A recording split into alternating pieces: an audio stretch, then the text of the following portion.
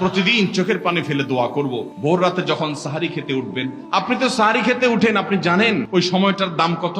আমরা বেশিরভাগ মানুষ জানি না ভোর রাতের এই সময়টার দাম কত। আরে ভাই, এই সময়ের দোয়া 1 মিনিটের দোয়া অন্য সময়ের 100 মিনিটের সমান না। অন্য সময়ের 100 মিনিটও এই ভোর রাতের 1 মিনিটের সমান না। এত মূল্যবান সময়।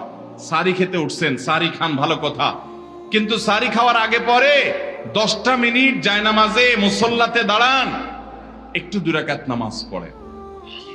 এই সময়টা দোয়া কবুল হয়। আল্লাহ ডেকে ডেকে বান্দাকে দেন। একটু হাত তোলেন, চেষ্টা করবেন তো ইনশাআল্লাহ? সাহারি খেতে উঠে দোয়া করবো তো ইনশাআল্লাহ? আপনার বাসার এক কোনায় চলে যাবেন, একটু আলো আধারিতে চলে যাবেন, সেখানে গিয়ে বসে আল্লাহর কাছে একটু কথা বলবেন। সেজদা চলে যাবেন, সেজদা গিয়ে আল্লাহর সাথে একটু মন খুলে কথা বলবেন। আল্লাহ, আমি অনেক গুনাহ করেছি, আল্লাহ আমি অনেক পাপিষ্ঠ। শুনেছি আপনার রাসূল জানিয়েছেন যে এই মাসে নাকি আপনি অনেক পাপিষ্ঠকে মাফ করে দিবেন।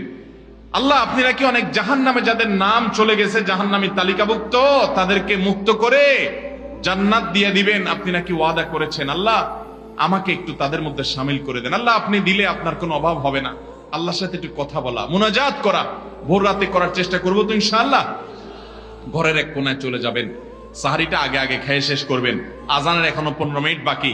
চলে যান এক কোনায়, উজু করে দাঁড়ায় যান 2 রাকাত নামাজে, চলে যান সিজদায়, একটু দোয়া করেন।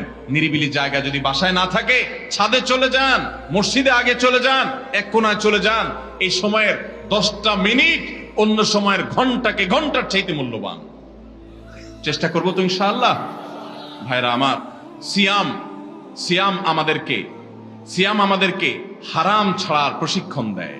সিয়াম আমাদেরকে বলে তোমার যা মনে চায় তা করতে পারবা না। অনেক অবৈধ কাজ করার সুযোগ আসে, তোমার মনেও চায়, কিন্তু করা যাবে না।